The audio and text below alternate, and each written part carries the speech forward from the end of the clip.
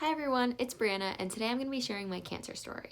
I know my videos are usually hauls and optimistic videos, but I believe that it's really important to share my story so we can spread awareness and also make sure that this conversation is not something shameful. But before you guys continue watching the video, I just wanted to let you guys know that it would mean the world if you guys were able to listen and just stay to the end. It was hard for me to come on here and share my story, but I did it for awareness and I did it to help people in need. So thank you, and now you can continue listening. So let's get started. Flashback to February of 2022, I noticed that I was gaining a lot of weight. I was very tired often, I didn't feel good all the time, and I knew there was something going on. I took it to Google, and obviously I got a bunch of things that we never want to believe, right?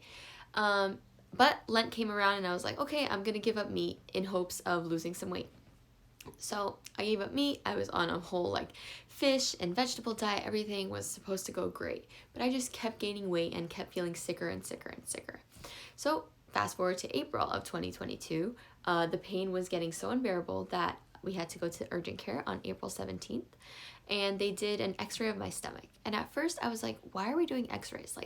In my head, I believed that x-rays were only for bones, and I was like, we don't have bones in our stomach, what's going on? That was my first red flag. They found abnormalities in my stomach and they sent me to the ER for further testing. At this time, I was really scared of doctors. I didn't want anything to do with them. I was always healthy. I was always in shape whenever we did my practicals, physicals, whatever you call them. Everything was great. But this time, my parents and I knew that we had to do something because the pain was just so bad. So we go to the hospital, and 7 hours of testing and scans and blood tests and no food. 7 hours later, the doctors come into my room and tell my parents to step outside. You know how in the movies when they tell the parents to step outside, it's never something good. So that's kind of what happened. They took my parents out of the room and I was screaming for help. I was like, please, someone tell me what's going on. And I see my parents walk back in with tears in their eyes, and they're just completely broken. And the doctor said that they found abnormalities on my ovaries, well, my stomach at the time, but we further tested and found out it was on my ovaries, and that they don't know everything for sure, but we have to stay overnight for further testing and such things. This was 3 days before my 15th birthday, so I'm born on April 20th, and this was on April 17th. So I begged the doctors to let me out for my 15th birthday. I was like, please, I'll do anything you guys want me to do, just let me out for my 15th birthday. Looking back now, I feel like that birthday was one of my, it was so horrible because I didn't know what life had planned ahead. So after I celebrated my 15th birthday, everyone made me feel happy. Everything was the way I wanted it to be. It was time to go back to the hospital, back to the doctors for more testing and just to figure out what's going on. So I went through MRIs and more CT scans, blood tests, and we were able to conclude that there were masses on my ovaries. And we found out that they were stage 3 germ cell tumors.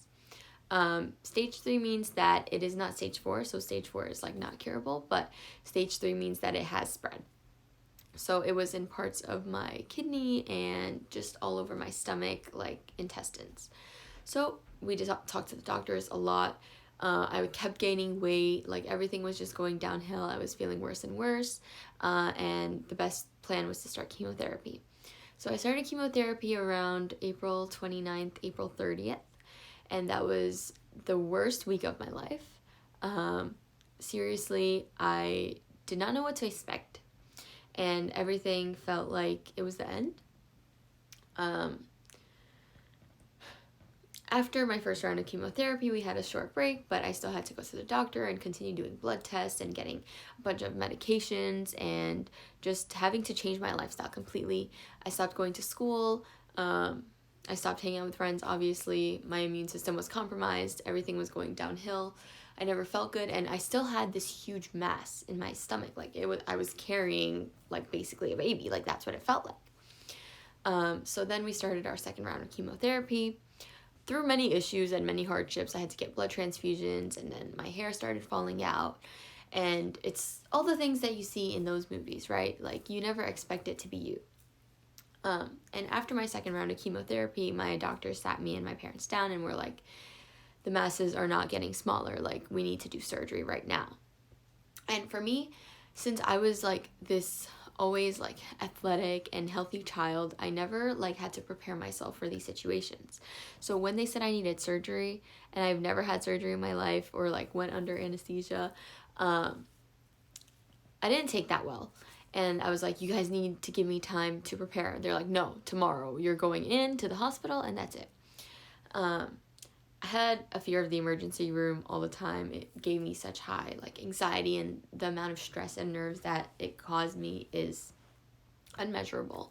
But so on June 10th, I had my removal of the tumors on my ovary and everywhere else that it spread. It was about a 7 to 8 hour surgery, and once I came out, I was completely weakened, basically weighed 90 pounds, like I was in a new body, but at the same time, like I was so compromised because of the chemotherapy that there was just so much going on.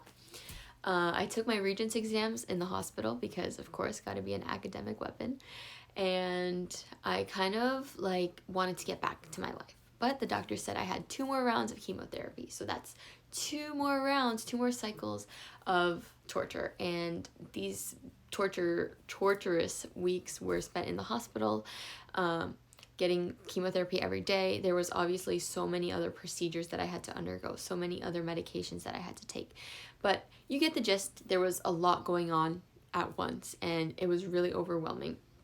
And my parents were there every step of the way. There was so many supportive people, and the staff were just absolutely amazing. And I met so many amazing people.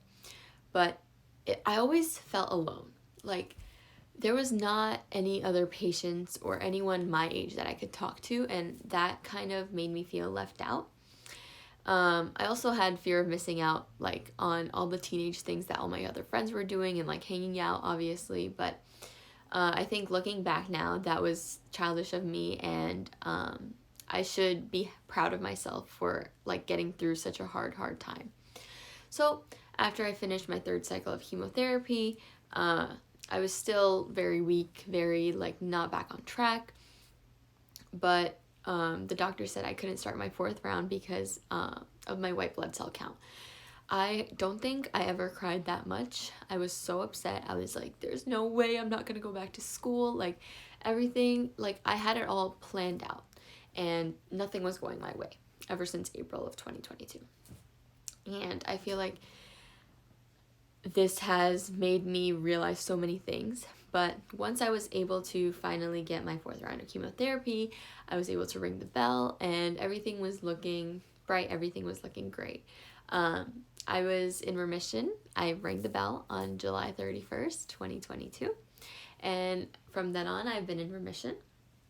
Obviously, there's so many emotions. Like, I'm so grateful to be alive, and so grateful to have experienced this. Even though it was such a horrible time of my life, it has changed me to be the person that I am today. And I want to use that to give back to people. So I feel like the amount of emotions that I had during that time, especially since I was a teenager, was incomparable.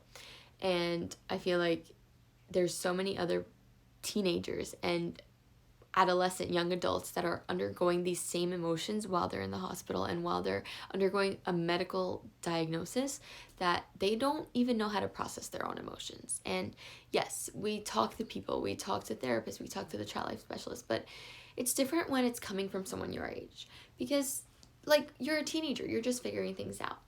So I want to give back to people. I want to give back to adolescents and young adults. And I want to start by making care packages for everyone. So anyone, not only cancer patients, but cystic fibrosis patients, cerebral palsy patients, anyone that is struggling with a medical condition, anyone that is in the hospital for longer periods of time, that is an adolescent and a teenager, young adult, they would fit this category that I'm trying to target.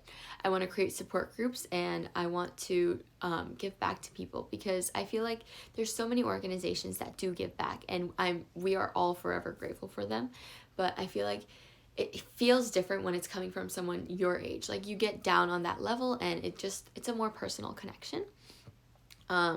Obviously, I've been through so much, and this is not even the the whole story. Like, there's so many different details and so many different like things that my brain hasn't even fully comprehended yet, because everything was just going so fast.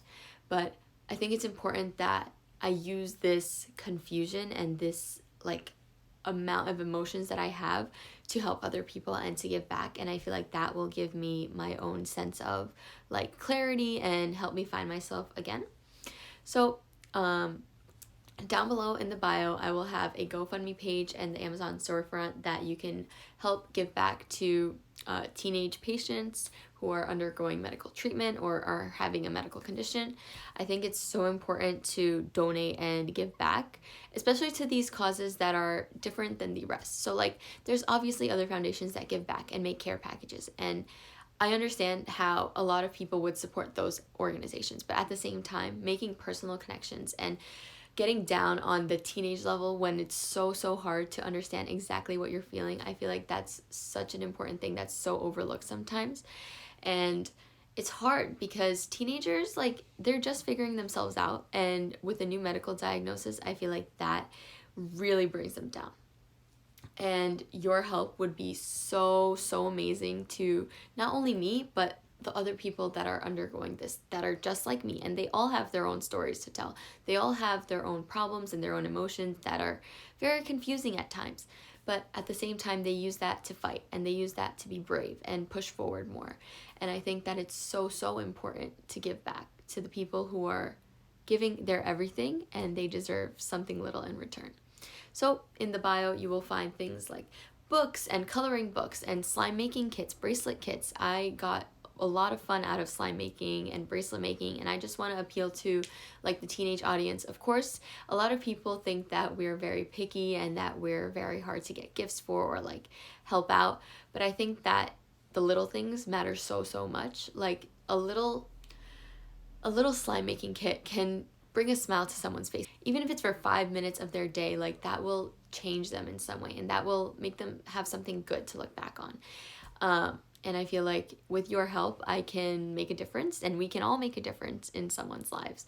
And even if it's just 2 people, even if it's just 3 people, that's still 3 people that we made a difference in. And expand and help teenagers connect with their own peers and help them share their stories and be brave. Of course, any donations are greatly appreciated, and I think that you're doing it for a good cause. You're doing it to give back, and if you ever believe that you're not, you really are, and it's making a difference in someone's life. So thank you guys so much for listening. Thank you guys so much for watching, and I hope you guys can click the links in the bio to give back to someone in need today. Thank you.